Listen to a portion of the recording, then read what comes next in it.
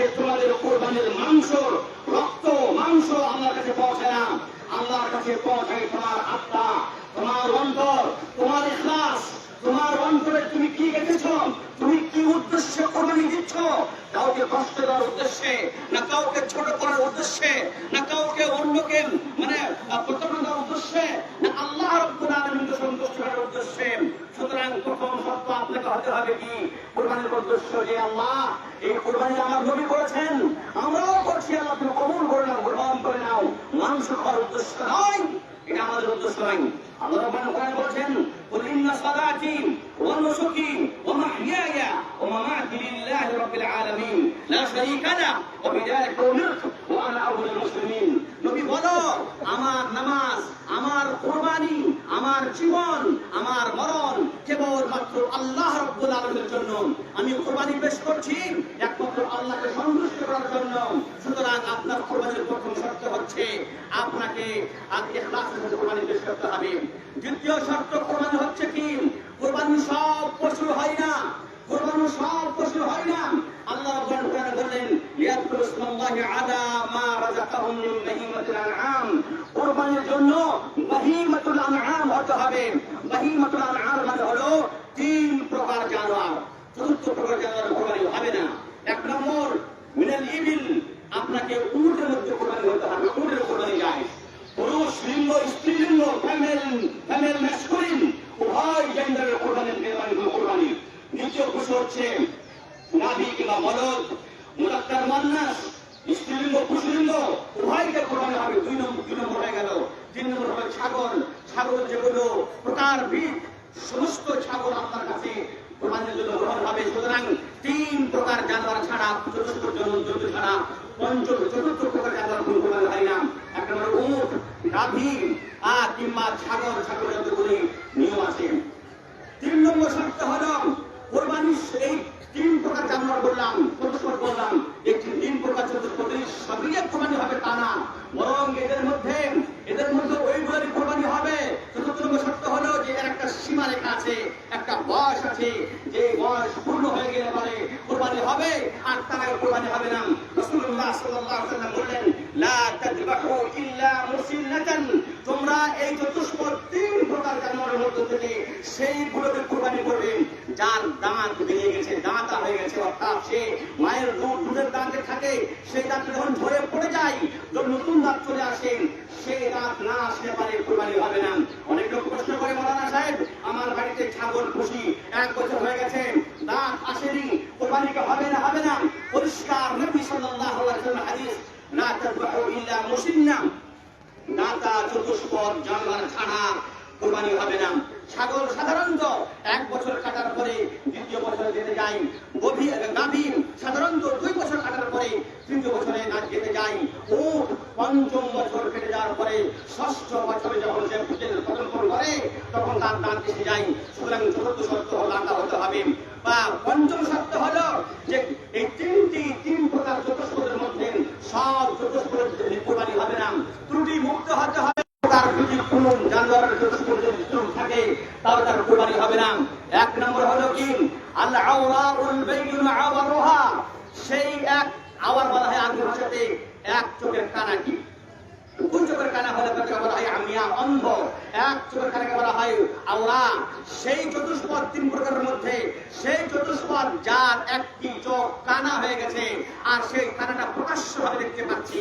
প্রকাশ্য 2 প্রকার, একটা হলো কি চোখটা কানা হয়ে গেলে পরে অনেক চোখ ভিতরে ঢুকে যায়, এটা প্রকাশ্য, এই চতুষ্পদ জানোয়ার কোরবানি হবে না।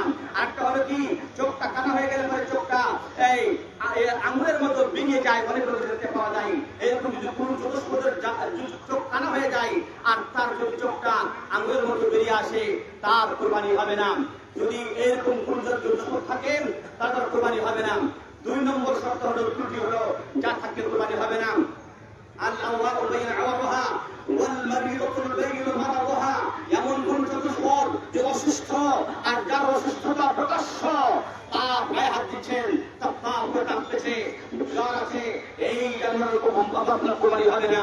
3 নম্বর হলো কি ওয়াল আরজাউল বাইনা আলাজুহা, ওই চতুষ্পদ 3 প্রকারের মধ্যে ওই চতুষ্পদ যে ন্যাংরা আর যার ন্যাংরাটা প্রকাশ্য। ন্যাংরাটা প্রকাশ্য কিভাবে বুঝতে পারবো? যখন ছাগলগুলো চলে, তো ছাগলগুলো তার সাথে সাথে চলতে পারে কি পারে না? যদি চলতে পারে তাহলে সেটাকে ন্যাংরা বলে ঘোষণা করা যাবে না, আর যদি চলতে না পারে পিছনে থেকে যায় তাহলে সেটা ন্যাংরা। সুতরাং ন্যাংরা চতুষ্পদের যে কোরবানি হবে না, সে ছাগল হোক কিংবা গরু হোক কিংবা গাই হোক। ষষ্ঠ 4 নম্বর বৈশিষ্ট্য হলো, 4 নম্বর ত্রুটি হলো, যেটা থাকলে কোরবানি হবে না, আর আজফা আল্লাতি লা তুনকি, সেই চতুষ্পদ এটা খুবই মানে দুর্বল, যে চলতে পারে না, যার শুধু হাড্ডির ঢাঁচাই আছে, তার গায়ে মাংস নাই, এরকম ত্রুটি মুক্ত ত্রুটিপূর্ণ জানোয়ারের কোরবানি হবে না। সুতরাং আপনারা এগুলো খেয়াল রাখবেন। ষষ্ঠ শর্ত হচ্ছে কোরবানির জন্য যে কোরবানি সব দিন হবে না, সব সময় হবে না, এর একটা সময় সীমারেখা আছে। সীমা সময় আরম্ভ এবং সময় শেষ। ঈদের নামাজ শেষ হওয়ার পরে, ঈদের নামাজ শেষ হওয়ার পরে কোরবানির সময় আরম্ভ হয় এবং 10 তারিখ, 11 তারিখ, 12 তারিখ, 13 তারিখ, 10 তারিখকে বলা হয় ইয়ামুন নাহর, কোরবানির দিন। 11 তারিখ, 12 তারিখ, 13 তারিখ এটাকে বলা হয় আইয়ামুত তাশরিক। আল্লাহ নিয়ে বলেন আইয়ামুত তাশরিক আইয়ামু আকলিন ওয়া শুরবিন ওয়া যিকরিন লিল্লাহ। 11 তারিখ, 12 তারিখ, 13 তারিখ এটা হলো আইয়ামুত তাশরিক। আইয়ামুত তাশরিক হলো আল্লাহ রাব্বুল আলামিনের জিকির আজকার করার জন্য এবং এতে খাদ্য পান করার জন্য। সুতরাং কোরবানির সময় আরম্ভ হচ্ছে নামাজ শেষ হওয়ার পর থেকে নিয়ে 14 তারিখ, 14 জিলহিজ্জার, 13 জিল 11, 12, 13 জিলহিজ্জার সূর্য অস্ত হওয়ার পূর্বে। এর পরেও করলে কোরবানি হবে না, আগেও করলে কোরবানি হবে না। সুতরাং সময়কে রাখতে হবে। প্রশ্ন আসে, এই কোরবানির মাংস আমরা কি করব? খাবো না খাবো না? কারণ আল্লাহকে আমরা দিয়ে দিয়েছি। কোরবানির মাংস আপনি নিজে খাবেন, বন্ধু বান্ধবকে আপনি হাদিয়া করবেন, উপঢৌকন করবেন, গিফট করবেন।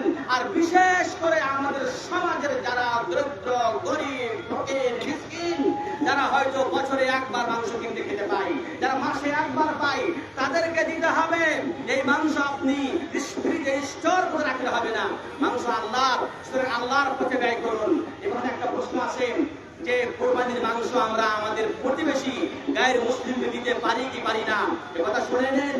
আপনি ছাগলের মাংস কিংবা উটের মাংস যদি কেউ খায়, তাহলে আপনি তাদেরকে সেই মাংস দিতে পারেন। কারণ রাসূলুল্লাহ সাল্লাল্লাহু আলাইহি ওয়াসাল্লাম বলেছেন এটা হলো সাদাকা। আর সাদাকা যদি হয়, সাদাকা হলো 2 প্রকার ইসলামে। একটা হলো সাদাকা ওয়াজিবা, একটা হলো সাদাকা তাতাওয়ু। একটা হলো ওয়াজিব সাদাকা, যেমন যাকাত, যেমন যাকাতুল ফিতর। যাকাত এবং যাকাতুল ফিতর পুরো গায়ের মুসলিমকে দেওয়া যাবে না। কিন্তু সাধারণ সাদাকা, যেটা ওয়াজিব সাদাকা না, সেই সাদাকা আপনি কাউকে দিতে পারেন।